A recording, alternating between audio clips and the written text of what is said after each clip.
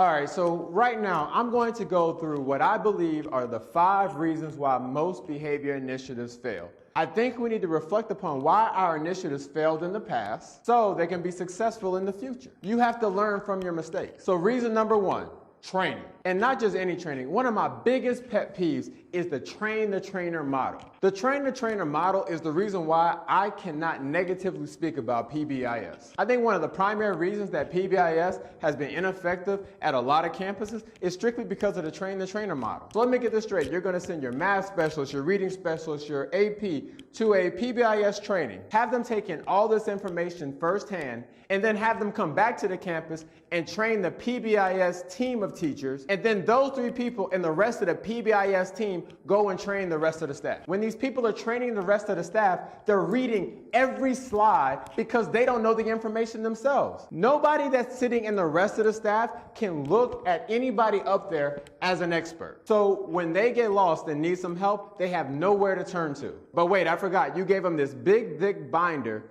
to go and find the solution to their problem. And we wonder why this initiative is in shambles by the 3rd week of school. No matter what the initiative is, the proper training is important. And the training needs to come from somebody that understands how to execute the initiative. A training is no different than when you teach a lesson to your students. 30% are going to get it the first time you say it. The next 50% are going to need reteaching and support. If the teaching is good and the training is good, you're still going to have 20 to 10% that are going to need direct intervention. This holds true for our students, and it holds true for our teachers when we're pushing out a new initiative. You have to be intentional about your training. So the first reason of why most behavior initiatives fail is training. We need to have effective training. The second reason is mindset. And I'm not talking about the mindset of the staff. I'm talking about the mindset of the leader on that campus. The buck stops with the principal. Or if it's a district-wide initiative, the buck stops with the superintendent. If it's not a priority of the leadership, it's not going to be a priority of the staff.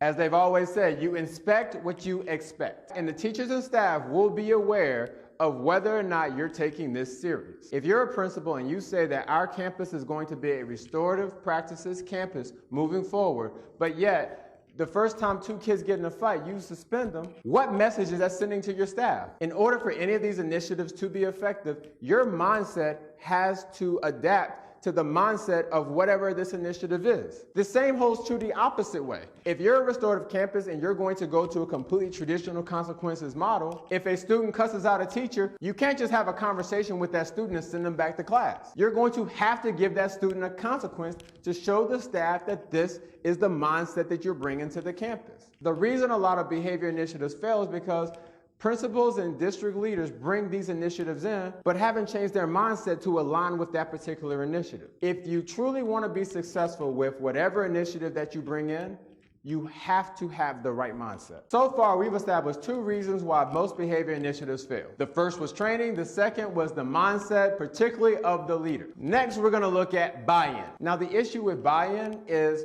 we want everybody bought in from the jump. And that's not realistic. I mean, think about this. The iPhone is the most popular phone in America. You have people waiting in line for hours and possibly days just to be the first to get this phone. It wasn't always like that. You had some people when the iPhone first came out that were never going to buy into the idea of a touchscreen phone. If Apple came with the mindset of everybody in America has to want a touchscreen phone, they would have never succeeded. Why they succeeded was because they focused on the first followers. They focused on the people that were bought in from the jump. Just like Apple, you need to focus on your first followers. You need to embrace and focus on the people that walk out of that training that say, I'm in, whatever you need, let's make this work, this is what's best for kids. Now, if you have 100 people, that may just be 15 people, but work with those 15 people, and eventually it'll go to 16, eventually it'll go to 18, eventually it'll go to 24. It's going to be a process, and it potentially is going to be a slow process, but you need to trust the process. And the way to trust the process is let the people that support what you're trying to do work with you. Those people need to be engaged in the process of when you're making decisions about this initiative. I guarantee you this, if you bring those people to the table, they are going to run for you. They will get more accomplished than any one leader will ever get on their own. So now we've looked at 3 reasons why most behavior initiatives fail. The 4th one is going to be implementation. One of the biggest problems with implementation is There's no real plan. And if there is a plan, there's really not a plan that accounts for those things that are inevitable. How are we going to train new teachers? How are we going to retrain teachers? How are we going to support teachers that are struggling? Other than the traditional discipline data, how are we going to evaluate whether or not this initiative is working? How are we going to inform the parents of what we're doing? And that's just to name a few. But all these unanswered questions are the reason why most behavior initiatives fail on our campus. We do a great job of assembling committees, but a lot of times these committees are ineffective because they have no direction. Your implementation plan needs to be proactive, which will allow you to be reactive, because no matter what, you can take a plan from my campus and use it on your campus, and we could be at 2 K-6 elementaries. But it doesn't mean that my plan is going to work specifically for your campus, because every campus has different needs. So you have to build an action plan that is customized to meet the diverse needs of your campus. If you want any behavior initiative to succeed, you have to be intentional with your implementation plan. All right, so now we've gone through 4 of the 5 reasons why most behavior initiatives don't work. The 5th, and I would argue maybe the most important reason, is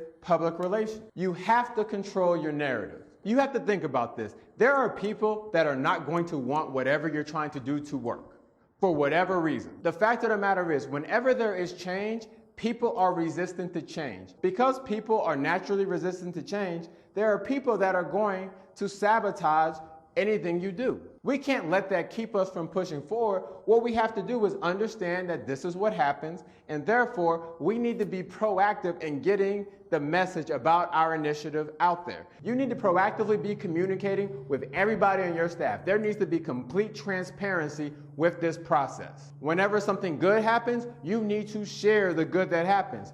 Also, whenever something isn't going right, you need to control how that message gets out. Because let's be honest, that message is going to get out anyway. The people directly involved with that aren't bought in are going to put out the message anyway. So what you need to do is at least get your message out there to combat their message. You need to make sure that your truth is in the atmosphere, and that provides the staff with choice as to what the narrative should be. A lot of things within our schools fail because the wrong message is getting out. No matter what campus you're on, there are at least some positive things happening. But if you don't even attempt to control that narrative, you're setting yourself up to fail.